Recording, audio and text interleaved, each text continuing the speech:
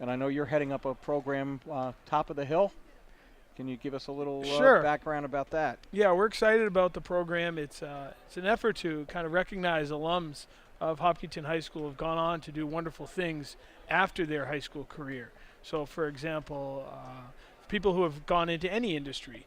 It could be the medical field, it could be the financial field, it could be the field of education, and they've risen to pinnacles or have gone above and beyond in the world of volunteerism or efforts to raise money towards fighting some of the terrible diseases that we work so hard to fight in this country, and recognize their accomplishments on a year-to-year basis, where we would invite them into the school, interact with the kids here, so as our students might be able to say, oh wow, here's someone who sat in the desks that I sit in, and look what they've gone and done.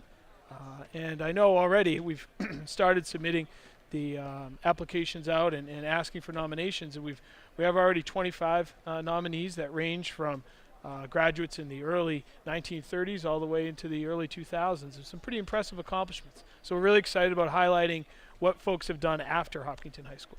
Well, I think Hopkinton gives them a great foundation, and I'm can't be more pleased. My last child graduated here in 2008, and 7 years later I'm still hanging around basketball games, stuff like that, but I've never seen a team more involved than you and Principal Evan Bishop, and I hope the kids recognize how good that is, and how the parents doubly recognize that, because it's so important for parents to see that the principals are involved and they can interact with the kids, and it's not dean of discipline, fear of gloom and doom. And yeah, well, thank you. I mean, we're lucky to work in a wonderful community. We have supportive families, and kids come to school ready to learn. So in that regard, it's a pleasure to work in a district such as this. And for me personally, having grown up in town, it's that extra essence of connection, in that this school provided a lot for me, and I'm happy to participate in giving back. But no, you're right. We have a great community. And with the Top of the Hill program, what we're trying to do is highlight some of the accomplishments of former Hillers as a way to motivate our current Hillers. And it's exciting. It's a model that I learned in Natick when I worked there for a few years, and I'm happy to adopt a similar model and bring it here to Hopkinton. I know HCAM does some a veterans show, and I know we've had some very impressive accomplishments through the military with Dick Gooding and the late Mr. Phipps, and some folks like that.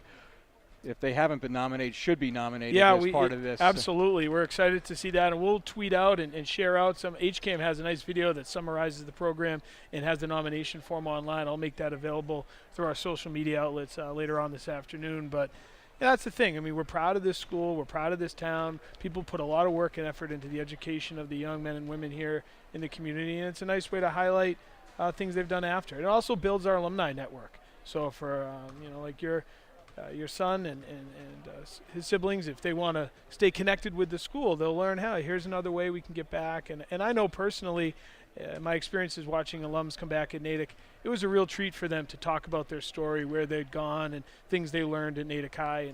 And similarly, we'll have those experiences here. So yeah, we're excited. And like I said, I mean, this is a great town. And because of that, we have great schools. But it's a full effort all the way around.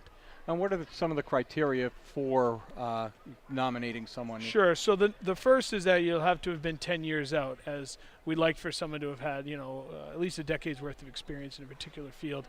After that, it's really summarizing what you've done. So it could be someone from the town who was a town employee who's gone out above and beyond in terms of participating in helping fields move forward, or donating their time or energies to run things like the parades we have in town, or town localized events. We also obviously have categories beyond that. If you've gone on and been at exemplary level in regards to like I said, the medical field. Are you a doctor? Are you someone who's had great successes in the industries of entertainment? And it really is a spectrum there, because there aren't any one way to get on to the walls necessarily. But what we'd like to try to do is highlight all the different ways you can have success in life and make a difference, so that students here won't feel like, oh, I don't have a path. We're trying to highlight all different paths to success and what it means to give back. And that's the whole point of education, is motivating and trying to give examples of things that you could do as you move forward. And you don't didn't necessarily have to be a high school hero to move on and achieve great success. Yeah, absolutely not. In fact, one example from Natick, of course, I'll use because that was the organization I was participating in. We had one of the drummers from Rascal Flats who, obviously has had great success in the music field, but as a high school student, he was very well unknown. He kind of played in the band a little bit quietly on the side and kind of flourished after. And it's nice for those people to be recognized by the schools. They were just as much a part as the person who may be on the front page for being a Merit Scholar Award winner, or an artist being recognized by the Boston Globe, or an athlete.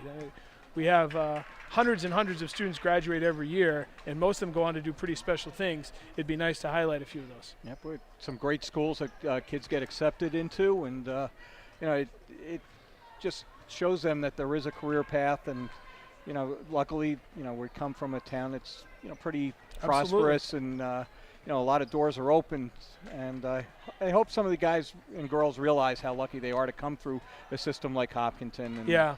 I want to also say thank you to the HPTA and the HEF who participated with putting this program together with myself in the 300th anniversary. It was a real team effort, and like I said, we're all about trying to highlight the positive things in our world. There's a lot of negative things in the news, and that can kind of get folks down, and here's an example of some things that are going on really well, and that's our effort to try to highlight those. I think it's a wonderful idea, and it can expand into mentoring as you go on, and networking, and we have some internship programs we're beginning at the junior year level. If we can find some local business leaders who would be more welcoming to inviting Hopkinton High students in for summer internships, non-paid, or 5 to 10 hour opportunities to take a look and say, hey, I'm thinking about this field. Maybe I'd like to get involved in that. And these are where the connections begin. When we get off air, I'm going to give you the name of the HR person over at Perkin-Elmer, which is a medical device company that I work for, Aubrey Doyle works for. And today we had bring your daughter to work type of day for those interested in science and engineering. So this could be a good way to connect. Perfect. We're excited about that. There's all sorts of opportunities out there for both boys and girls. Back when Fred Flintstone and I went to high school, boys were doctors, girls were nurses. Girls never went in engineering or anything like that. It's just so much better now. Equal opportunity for all. Yeah, absolutely. And we're trying, the power of suggestion. We're trying to give an opportunity for kids to hear from folks in fields that might not be exposed to on a regular basis. Yeah. To give them the confidence to chase after those dreams, because that's what we want for our kids, to be aggressive, and we've given them the foundation to do whatever they could possibly do. So let's give them some models, and we know by watching over the generations what teenagers can do. Sometimes all they need is a little push. Never stop dreaming. That's it. But thank you for that insight, and I think we'll get back to basketball here. Yeah, now let's with do a it. minute